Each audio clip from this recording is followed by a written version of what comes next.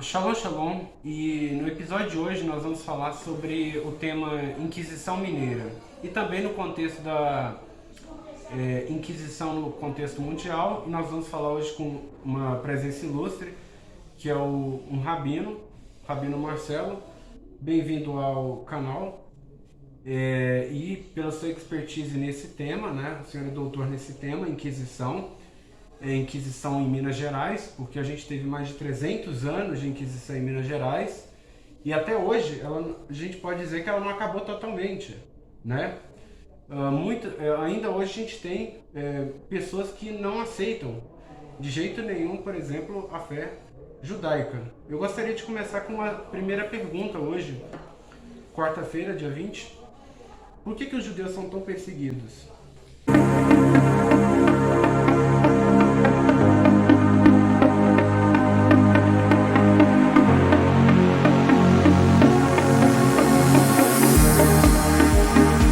Bom, vamos lá. Eu sou um rabino messiânico, né? Eu faço parte de uma federação judaica messiânica mundial. Nós somos mais de 250 congregações judaicas messiânicas no mundo. A sede é em Israel e também nos Estados Unidos. Bom, a questão da Inquisição, ou melhor dizendo, da questão, vamos assim fazer uma ligação entre a Inquisição e os judeus. Durante os 300 anos da Inquisição, que começou na Espanha, Portugal e Brasil, 70% das vítimas foram os cristãos novos. O que é o cristão novo? Era o judeu que era obrigado a se converter, né, ao catolicismo. E daí que nascem os tribunais do Santo Ofício para inquirir, para investigar se aquele sujeito, antigo judeu, realmente convertera-se ao cristianismo. E então o Brasil também segue essa média de 70% das vítimas acusadas de crime de judaísmo. Então o judaísmo era um crime de heresia, entendeu?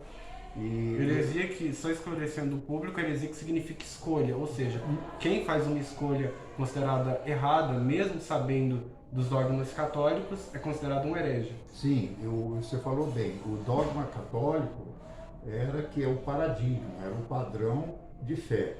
Qualquer coisa, qualquer atitude, qualquer pensamento, ideologia que fosse contrário aos dogmas católicos, você seria considerado um herege. Então, não era só os judeus, cristãos novos, havia os bruxos, feiticeiros, bígamos, os sacrílegos, apostasia, etc. Não é? Bom, e voltando à sua pergunta, então, por que os judeus é tão perseguidos? Eu creio que, se a gente analisar a história, a gente vai ver, vamos começar no Sinai, com Moisés.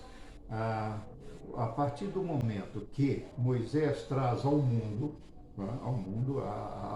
as tábuas da lei não foi só para o povo judeu, valeu para o mundo não deve matar, não deve roubar, o mundo deveria honrar pai e mãe, etc. Quando aparece no Sinai a lei, Israel já passa a ser perseguido. Por quê? Porque há uma lei, há uma doutrina, vamos falar assim, há um mandamento, como conhecidos os 10 mandamentos, e isso não era interesse, porque a humanidade sempre matou, roubou, não respeitava o direito do próximo. Então, pelo fato da própria lei, já traz uma acepção. Primeiro ponto. Segundo ponto, eu creio que, de acordo com os profetas de Israel, vamos ver assim, haverá uma redenção para o mundo, haverá um Messias para o mundo. Eu creio que o Messias é Jesus Cristo, que vai voltar como rei. E então, já no primeiro século, os apóstolos de Jesus, eles não fundaram o cristianismo, eles eram... Porque agora, esse é outro ponto que a gente gostaria de esclarecer aqui para nós no canal. Você está falando que o Messias seria o Cristo para alguma parte dos judeus. Dos judeus messiânicos, sim.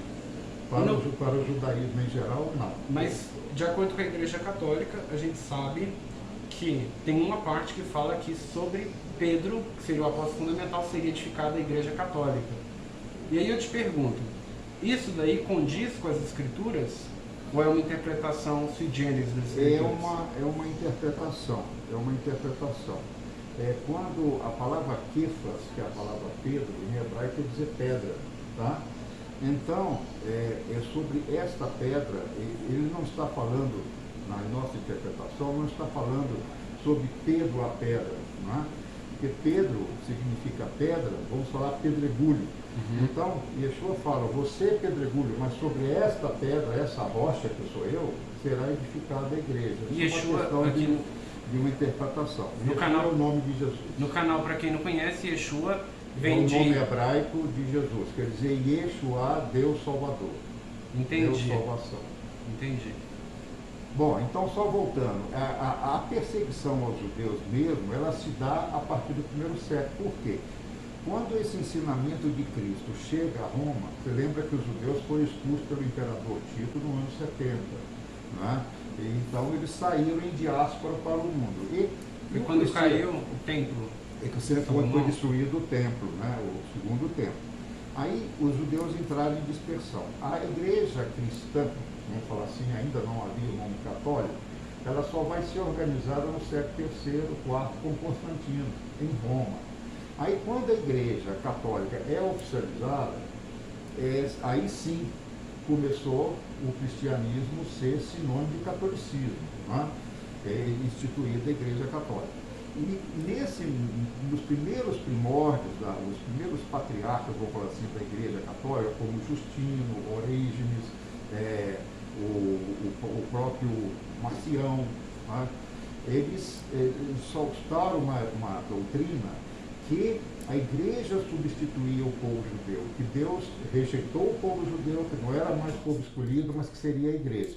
Nesse momento que Justino fala isso, ele cria uma separação definitiva da igreja com Israel. E ele fala uma frase muito infeliz, ele diz que a igreja substituiu Israel, que Israel agora passa a não ser mais o povo de Deus, e foi acusado de deicídio. O que é isso? Assassinato de Deus, uma vez que Jesus é Deus, é filho de Deus. Mas os judeus messiânicos não acreditam que Jesus Cristo é Deus. Não acreditamos que Jesus Cristo, ele é filho de Deus. Porque ele tem a natureza de Deus, ele é Deus em termos de ser filho. Não é? Ele é filho de Deus com a mesma natureza de Deus.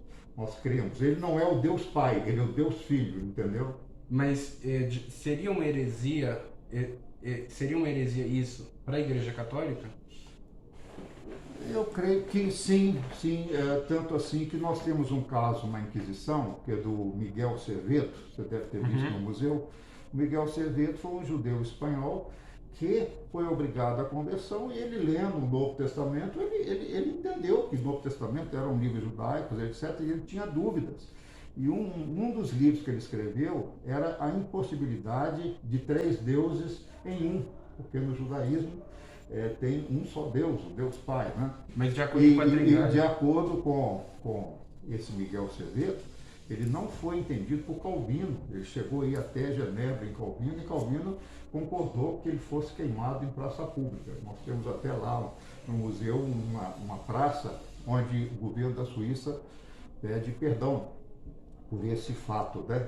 Por essa atitude que partiu de Calvino. Então você vê que Calvino já era reforma, mas a reforma protestante herdou do catolicismo essa ideia que a igreja, ou Israel, que, vamos falar assim, usar uma linguagem mais popular, que judeu é raça ruim que matou Jesus. Então esse é o grande motivo da Inquisição. Quer dizer, é uma questão espiritual, é uma questão que o judeu é assassino de Cristo, erroneamente interpretado. E a segunda questão da Inquisição, dessa perseguição, foi o fator econômico, porque os bens eram confiscados e divididos entre a igreja e o Estado, né? A corte portuguesa, no caso portuguesa. Então esses foram os 2 grandes principais motivos da Inquisição e da perseguição ao povo judeu. Rabino, em relação a isso, muitos católicos argumentam em obras feitas por PhDs no mundo inteiro que o sistema inquisitorial, né, ou seja, investigar esses processos, teria contribuído para uma melhora do sistema anterior àquele que havia naquela época. Como que o senhor vê essa análise que são feitas por doutores, e também lembrando que tem outros doutores que também refutam essa tese, e inclusive o Papa, né, João Paulo II fez uma reunião para saber, né, no Vaticano o que estava acontecendo numa época que ele chamou de obscurantista. Sim. Da igreja. Ou seja, o Papa, ele é infalível? Não, o Papa é falível. Todos nós somos falíveis, todo ser humano porque é falível. Esse Papa ser infalível é um dogma, né? Mas nós sabemos que, biblicamente, todos nós somos falíveis. E Paulo até diz, a Bíblia diz, né, que todos nós, João fala isso, todos nós somos pecadores, temos pecado, temos falhas, né? Bom, mas respondendo a sua questão, a minha posição é muito clara. Eu vou citar Sebastião Castiglione, que foi um grande filósofo da época da Inquisição. Ele falava: matar o homem não é defender uma doutrina, é matar o homem. Então, por mais que os doutores, teólogos queiram fazer uma apologia em defesa da Inquisição, que isso melhorou o sistema, isso não justifica. Uma vida humana não justifica ideologia nenhuma, não melhoria de sistema nenhuma. Matar um homem, como diz Castiglione, é matar um homem. Então, isso é um fruto da intolerância. E esse espírito da Inquisição, você falou que não acabou, ela acabou, mas o espírito dela pode não ter acabado. Qual que era o espírito da Inquisição? Se você não tem a minha fé, eu te mato.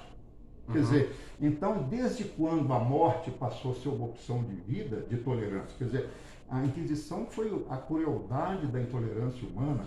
Começou com uma acepção, a acepção não controlada gera discriminação, a discriminação não controlada gera uma chamada intolerância. E a intolerância vem sempre pela história, você pode perceber isso, acompanhada da violência.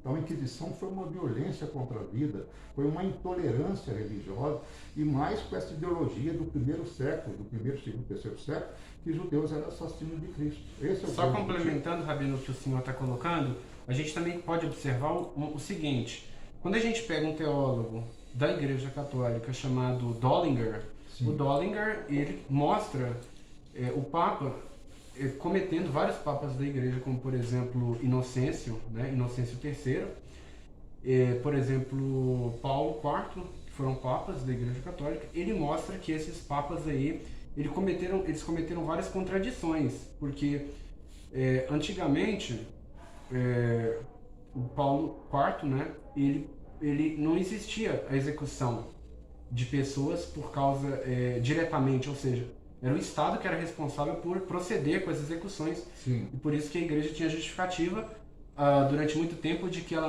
não seria responsabilizada, e sim o Estado, pelas execuções. Mas o Papa Paulo IV, ele afirma que, na verdade, a partir de agora, né, do século XV, a igreja seria, o Papa, ele autoriza a execução por heresia. Sim, esse negócio é muito complicado. Assim, a princípio eu quero deixar claro que o Museu da Inquisição, eu sou uma pessoa muito tolerante, e eu vejo hoje o catolicismo com bons olhos. Então há pessoas boas, há um sistema que merece todo o nosso respeito, nossa consideração. Então, o que eu quero dizer aqui para você é que o próprio João Paulo II, ele quando esteve em Israel em 2004, ele pediu perdão aos judeus pela Inquisição. Você vê que nós temos no museu essa frase dele, e ele se retratou publicamente ao povo judeu que a Inquisição foi um erro. Então o próprio João Paulo II, que eu admiro muito essa atitude... Que é polonês, né? Que é polonês, não é? Que tem até uma tradição assim do leste europeu, que foi muito acusado pelo Holocausto, etc. Né? Bom, mas voltando à questão dessa defesa, vamos falar assim, quando o Papa Sixto IV ele deu uma bula aos reis espanhóis, uma bula da Inquisição autorizando